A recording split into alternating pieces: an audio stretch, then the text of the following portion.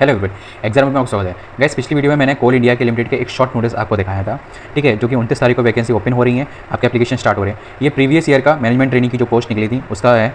तो जैसे आप देख सकते हैं इसमें, जैसे कि इस साल में 24 का गेट स्कोर मांगा गया है, ठीक है, तो इसमें पिछले साल में 23 का मांगा गया था, है ना। तो ये वो एडवर्टाइजमेंट है। हम चलते हैं जो वैकेंसी पिछले साल 560 निकली थी, पर इस बार और ज़्यादा निकली हुई है, ठीक है। और इस बार कंपैरिजन टू काफ़ी और डिपार्टमेंट में निकली, जैसे मैकेनिकल, इलेक्ट्रिकल, ठीक है, ENC, है ना। तो जैसे कि आप देख सकते हैं नेक्स्ट इसमें मैं जो आपको जानना चाहता हूँ, जो भी चीज़ जैसे जैसे क्वालिफिकेशन तो वही चीज़ लिखी है, degree, degree degree degree degree, ठीक है। और जो मेन चीज़ है, डिग्री वालों को ही कम निकलती है, ज़्यादातर डिप्लोमा वालों की तो बहुत पोस्ट निकलती रहती है। गेट स्कोर मैंडेटरी है, इस चीज़ का विशेष ध्यान रखना, ठीक है। और मुझे क्या आपको एक चीज़ बतानी है, सैलरी के बारे में बात करते हैं ना, क्योंकि हाँ, सिलेक्शन प्रोसेस के बारे में, ठीक है। सिलेक्शन प्रोसेस आपका सबसे पहले है, सैलरी से पहले सिलेक्शन प्रोसेस की बात करते हैं, ठीक है। तो थोड़ा सा आपको पता चल जाएगा, है ना। वैसे सैलरी से एंगेजमेंट आता है, पर मैं सिलेक्शन प्रोसेस की बात करूँगा, बी ऑथेंटिक, है ना। जैसे कि जो एलिजिबिलिटी क्राइटेरिया है, ठीक है, और उसका क्या होगा, ग्रेजुएट एप्टीट्यूड टेस्ट होगा, जो भी चीज़ हुआ था, ठीक है, गेट 2023, ठीक है, उसके मार्क्स पे एंड द रिक्रूटमेंट होगा। The candidate will be shortlisted discipline wise, category wise 1:3 में, ऑर्डर ऑफ द मेरिट, ठीक है, the future for the selection, ठीक है। अगर देखो पहला जो प्रोसेस है वो आपका गेट स्कोर के आधार पे होगा, इसमें कुछ कोई आपके वाइज नहीं रहेगा। जैसे आपके नंबर होंगे गेट में, तो उसके अकॉर्डिंग पूरी मेरिट लिस्ट बनाई जाएगी, ठीक है। जैसे जितनी पोस्ट है, जैसे कि 91 पोस्ट हैं सिविल में, ठीक है, तो उसके 3 गुने बंदे लिए जाएंगे, ठीक है। 9 3 27 मतलब 273 कैंडिडेट लिए जाएंगे। अब जैसे कि मैकेनिकल में 104 पोस्ट हैं, तो उनके कितने लिए जाएंगे, 312, ठीक है। अब बात करते हैं अगर टाई केसेस होता है, तो टाई केसेस में सिलेक्शन प्रोसेस क्या रहेगी। तो टाई केसेस में जो सिलेक्शन प्रोसेस रहेगी वो यहाँ पे साफ साफ लिखा हुआ है, in the GATE score tie, same candidate के हो भी सकता है ना, चाहे। तो वो चीज़ देखते हैं, the applicant scoring the higher secondary percentage marks, ठीक है, and the minimum eligibility qualification will be placed the higher in the merit list, है ना। जो भी इसमें मिनिमम एलिजिबिलिटी क्वालिफिकेशन जो चीज़ दी गई है ना, और उसमें हायर जिसके नंबर दिए जाएंगे, मतलब जैसे कि बीटेक है आपकी, है ना, इसमें मिनिमम एलिजिबिलिटी क्वालिफिकेशन बीटेक है, इन परस्यू जो भी आपकी स्ट्रीम है उसके अकॉर्डिंग, ठीक है। तो उसमें जिसके ज़्यादा नंबर आएंगे उसको पहले लिया जाएगा।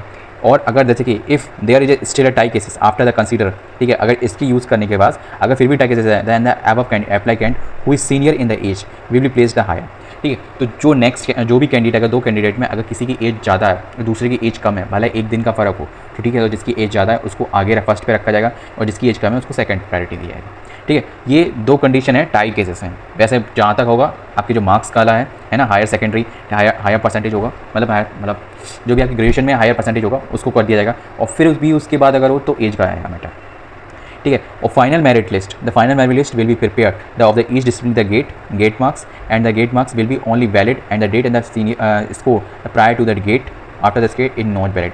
जैसे कि आप या सीधी सी बात, 2023 का जो इसने भी गेट कर रखा होगा उसको ही वैलिड होगा, बाकी और जो बाद के होंगे, या फिर जब सिलेक्शन प्रोसेस लेट होती है तो 2024 का मान्य होगा, या उससे पहले का मान्य होगा, no, that is to be not to be allow, ठीक है।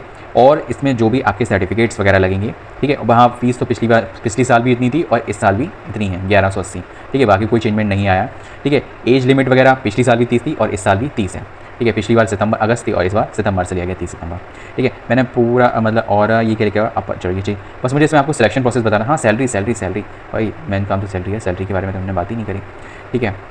एक चीज़ मैं आपको बता दूँ, आपका जो EWS वगैरह का सर्टिफिकेट वगैरह कहाँ का लगेगा, ठीक है।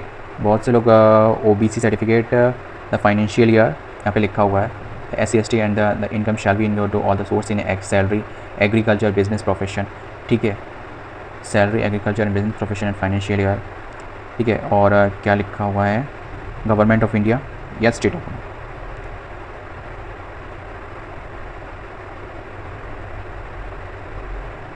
गवर्नमेंट ऑफ इंडिया, सेंट्रल का लगेगा इसमें, ठीक है। तो जो भी SC/ST देखो, SC/ST वालों का भी एक थोड़ा इशू रहता है, ठीक है, तो उनका भी सेंट्रल का लगेगा, ठीक है। और OBC का भी और EWS वालों की देखो, देख लो EWS वाले थोड़े से परेशान हो रहे थे कि भाई उसमें जो मैंने अभी नोटिस दिखाया, मतलब जो शॉर्ट नोटिस दिखाया, तो उसमें EWS की फ़ीस के बारे में फीस स्ट्रक्चर नहीं था।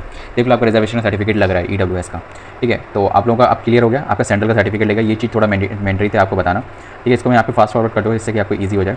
नेक्स्ट इसमें आप एक चीज़ सैलरी देख लीजिए, जो सैलरी रहेगी वो आपकी 50,000 से लेके 1,60,000 के बीच में रहेगी। इनिशियल पे आपको 50,000 रहेंगी, जो कि ट्रेनिंग पीरियड में आपको पे किए जाएंगे, ठीक है। और फिर उसके बाद जैसे थोड़ा सा वार्म अप करके, ठीक है, तो वो चीज़ आ जाएगी। नेक्स्ट द पोस्टिंग क्या होगी, एनीवेयर इन द सब्सिडरी, ठीक है, including the coal field area, ठीक है। तो जहाँ पे भी होगा तो वहाँ पे भी आपकी पोस्टिंग की जा सकती है।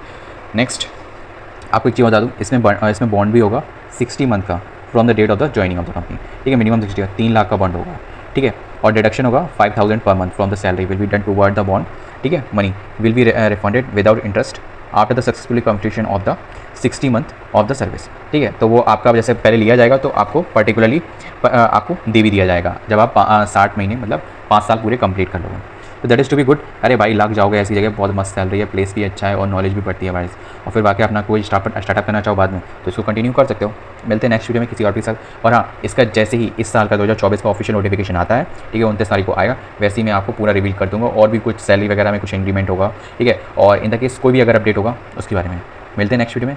और हाँ, जाते जाते एक चीज़ ध्यान रखना, OBC और EWS वाले ये 2 लोग सुन लें, ठीक है, वो केवल होकर बाकी सब जा सकते हैं।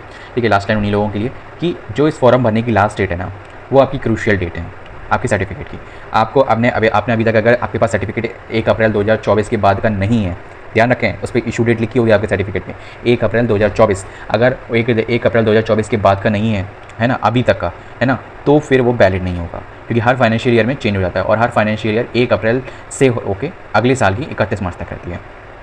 तो ये चीज़ दिमाग में रखना, क्योंकि इन दोनों में फाइनेंशियल ईयर का इशू होता है, इसलिए मैंने आपको बता दिया। मिलते हैं नेक्स्ट वीडियो में। जय हिंद।